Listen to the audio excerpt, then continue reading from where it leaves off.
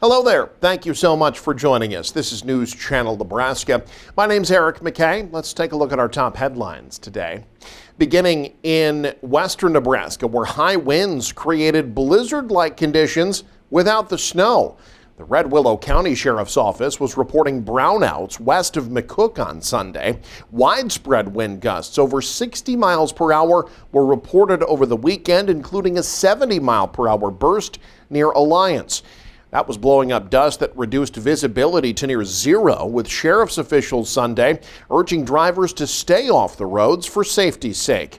Sheriff Kevin Darling said on social media that his office responded to multiple accidents. No word on any injuries. Conditions had begun to clear by Sunday evening. Hundreds of power poles down in the Panhandle from this weekend storm. Take a look at these pictures from High West Energy. The district says the storm knocked down more than 200 of its poles. Other districts, including Chimney Rock and Wheat Belt Public Power District, say they also have about 200 poles down. Crews from across the state are coming in to help, including KBR out of Ainsworth. The company sending 6 employees to help in Chimney Rock. The manager says the crew will be gone for 4 days, helping to restore power. They may send more employees after those 4 days if needed. Southeast Nebraskans will get a partial view of today's solar eclipse, but the home of one of the most famous races in the world, the Indianapolis 500, will be one of the best spots to watch the total solar eclipse. Up to 50,000 people expected to descend upon the historic raceway today. Mike Valerio has a preview of the excitement. It's where speed, science, and the celestial event of a generation all align. I mean, race cars and an eclipse, does it get any better than that? Nicole Rail is one of the lead scientists with NASA's Heliophysics division, and she'll be watching the eclipse here at the Indianapolis Motor Speedway. She tells us why getting a better view during an eclipse of energy coming from the sun's outer atmosphere, the corona, is so important. That energy sometimes can impact spacecraft that we have on orbit. Things like GPS and navigation, which I don't know if you're like me, I rely on my GPS to get around my neighborhood, otherwise I get lost. And if those systems go down because of activity going on in space, that's a big impact for us here on Earth. At the Speedway Monday, we'll see scientists, spectators, and even Indy 500 winners like Alexander Rossi. You have 50,000 people who are here for the same thing and are excited and interested in the same thing, and there's a build-up to the event. Part of that build-up, a racing demonstration on the track. When that wraps. But they're going to open the racetrack so you can watch it pretty much from anywhere, and we'll love it. I mean, not a lot of people get a chance to actually walk the track. Purdue University's Dr. Barrett Caldwell, one of the event organizers, says this moment may inspire future scientists. It is just a tremendously complete, visceral experience. At the Indianapolis Motor Speedway, I'm Mike Valerio. The U.S. says it's ready to defend its assets if Iran attacks them. That's the latest message out of Washington since U.S. officials announced such a strike might be in the works. They believe it's inevitable that Iran will attack the U.S. or Israel, the targets in the Middle East, as early as this week. Iran angry about Israel's strike on its consulate in Syria last week, and now the U.S. is worried the response could start a regional war. Amy Kiley has more. We're very concerned about a pending Iranian attack somewhere. The U.S. will defend itself if Iran attacks an American target. That warning yesterday is from Senate Majority Leader Chuck Schumer. He says the U.S. is prepared to defend any attack and respond swiftly if necessary. U.S. officials predict a significant Iranian attack on American or Israeli assets in the Middle East as early as this week.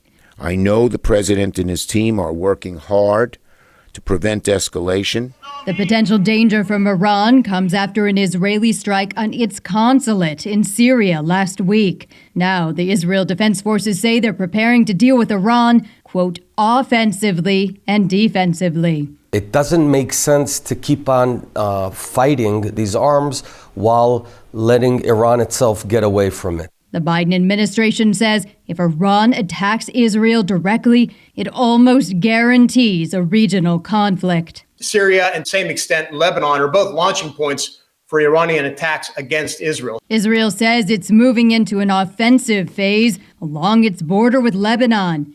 It's been exchanging fire with Iran-backed Hezbollah forces that are in that country. Lebanese people do not want to see an expanded war because the last time Hezbollah and Israel went to war, it was really bad for the Lebanese people. I'm Amy Kiley reporting. Those tensions in the Middle East having an impact on Capitol Hill. The U.S. House set to vote this week on a resolution to report Israel's right to self-defense and oppose a ceasefire in Israel's war against Hamas in Gaza. Republican members have criticized President Biden in recent days because he's been critical of Israel's military strategy. The resolution's symbolic. It doesn't change any current policy, but it could put some Democrats in an awkward position, especially those critical of Israel's war that's claimed more than 30,000 Palestinian lives, including last week's killing of 7 World Central Kitchen workers. Well, millennials and Generation Z are experiencing a new wave of anxiety when it comes to medical costs. According to a new study, 67% of Gen Z and 62% of millennials avoid seeking health care because of the price. That's compared to 46% of Americans overall. The study was commissioned by an insurance firm, Assurance IQ. There was a similar study done last year by the Federal Reserve. It found that a quarter of all Americans went without medical care in 2022 simply because of the price. The Biden administration unveiling details of a new plan to forgive student loan debt for millions of Americans. The White House says the new policies target specific groups like people who have balances bigger than what they originally borrowed because of interest, and people who enrolled in low financial value programs, which left them in debt but without good job prospects. Now, the proposals still need to be finalized. That could take months. It's Biden's second attempt to implement broad student loan forgiveness after the Supreme Court struck down his first plan last summer. Through smaller programs, the administration has canceled $146 billion of student debt for 4 million people. Financial services company Moody's says they believe surging oil prices are the number one threat to the economy right now. U.S. oil prices are approaching $90 a barrel, global prices nearing $92 a barrel. Those are the highest levels in 5 months. Moody's economists say they fear prices will continue to climb amid concerns that war in the Middle East could escalate.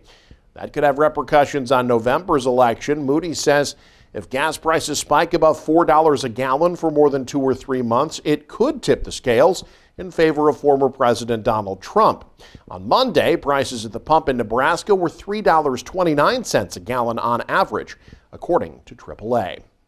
Some college filmmakers from Nebraska bringing home some hardware from a recent film festival. The 9th annual Bison Film Festival took place in Arkansas City, Kansas over the weekend. The event featured student entries from Nebraska, as well as Missouri, Kansas, Oklahoma, and Texas. Wayne State's Blake Bodilak of Ponca won the audience choice for his film called Molly's Goodbye. Another Wildcat, soccer player Leah Bennett of South Africa, received an honorable mention for her film, This Is He. The festival also featured workshops with established writers, directors, and actors. And after 3 successful stints as a junior college head coach, Marty Levinson returning to his home state to lead the UNK basketball program. Michael Shively tells us how a Nebraska hoops legend is part of the new coach's inspiration. Friday's news conference at UNK's Health and Sports Center was billed as an introduction, but it was really more like a homecoming. Head men's basketball coach, Marty Levinson. A return to Kearney for a Central Nebraska native and former Loper player. Marty Levinson makes it clear he's wanted this job for years. Always in the back of my mind, this place has been special to me, and my teams are going to play hard.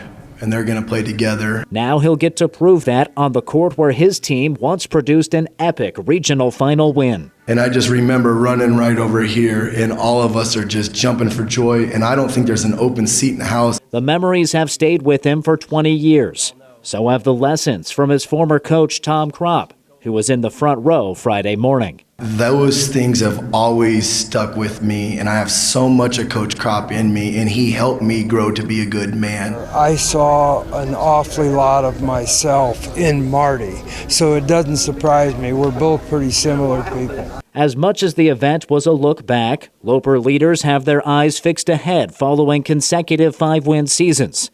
Athletic Director Mark Bauer awarded Levinson with a 3-year contract. I have to lend him the grace or give him grace that it may take a while. But on the other hand, we've seen programs in the MIAA that have gone from the bottom of the barrel to the top in 1 year. So could it be done? Yes. And does Marty have that talent? Does he have the connections to do that? I believe he does. Levinson promises to place a priority on in-state players and draw on his background as a junior college head coach to complete the roster. I'm going to get some high flyers in here. And so there's going to be some real excitement. But inside of that, they're going to do things the right way. He hopes his teams of the future look a lot like the ones Crop coached in the past. To follow in his legacy, it's so powerful, and I'm so blessed and I'm so thankful. And now I'm going to do everything I can to make him proud every day. In Kearney, Michael Shively, News Channel, Nebraska. And you can stay up to date with the very latest by following us online. Head to newschannelnebraska.com. Click on the news tab there. You can also follow us on X, like us on Facebook and Instagram as well. Thank you so much for joining us. Have a great day. You're watching News Channel Nebraska.